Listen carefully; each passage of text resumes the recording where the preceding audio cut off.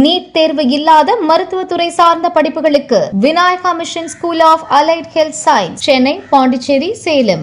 தேர்தல் முடிவுகள் வந்த பிறகு என்னை பற்றி ஒரு 2-3 விமர்சனங்கள் சோசியல் மீடியாவில், அரசியல் உலகத்தில் பரவலாக பரவிக்கிட்டு இருக்கு.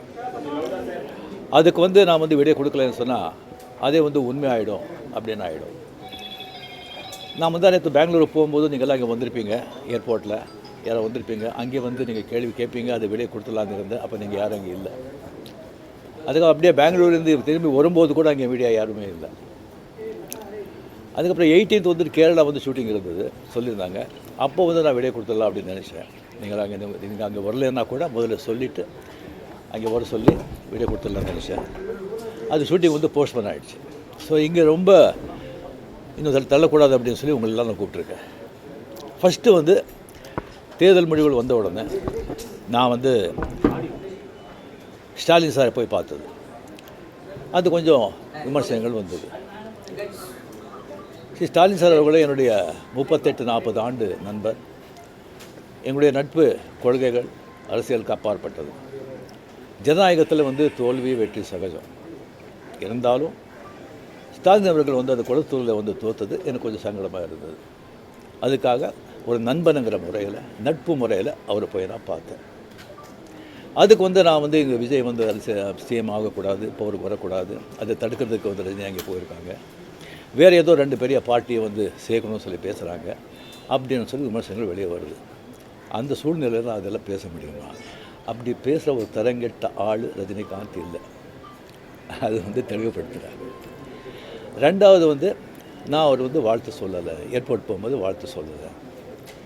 அவர் ஜெயித்த உடனே எக்ஸ் தளத்தில் என்னுடைய வாழ்த்துக்களை தான் அவருக்கு பதிவிட்டார். நான் 2016 அரசியலுக்கு வர்றேன்னு சொன்ன பிறகு நான் ஏர்போர்ட்டுக்கு போகும்போது யூஸ்வலாக அங்கே இருக்கிறவங்க அந்த போர்டிங் கார்டு வாங்கிறதுக்கு இருப்பாங்க. அவங்களுக்கு கேட்குறது தான் வழக்கம், மீடியா யாராவது இருப்பாங்களா அப்படின்னு.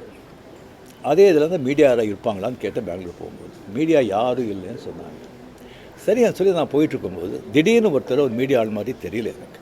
ஒரு சின்ன ஃபோன் வச்சுக்கிட்டு விஜய் ஒரு முதலமைச்சர் இருக்கார் அப்படின்னு சொன்னாங்க. நான் என்ன செகண்ட் ஷாக், அது மீடியா மாதிரியே தெரியல எனக்கு. ஃபோன் வச்சுக்கிட்டு நான் அப்படியே பார்த்து சிரித்து நான் போயிட்டேன். அதுக்கு வாழ்த்துக்கள் சொல்லலை அப்படின்னு சொல்லி அதுக்கு ஒரு விமர்சனம்.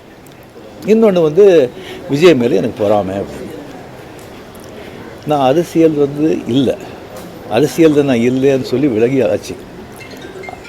அரசியல் தான் இல்லாத போது அவர் மேலே எனக்கு ஏன் பொறாமை? ஒருவேளை கமல்ஹாசன் ஏதாவது முதலமைச்சர் தான் எனக்கு பொறாமை வந்திருக்குமோ என்னமோ தெரியாது. அப்போ கூட வந்திருக்காது. கிடைக்கிறது கிடைக்காம இருக்காது, கிடைக்காம இருக்கிறது கிடைக்காது. எனக்கும் விஜய்க்கு ஒரு ஜெனரேஷன் கேப், கிட்டத்தட்ட 25 இயர்ஸ் டிஃப்ரென்ஸ்.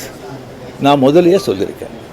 நான் விஜயை நான் இதை கம்பேர் பண்ணிக்கிட்டால் அது எனக்கு நல்லது இல்லை, கெட்ட பேர். விஜய் என்னை பற்றி கம்பேர் பண்ணிவிட்டால் அவருக்கு நல்லது இல்லை. சின்ன வயசுலேருந்து அவர் பார்த்துட்ருக்காரு.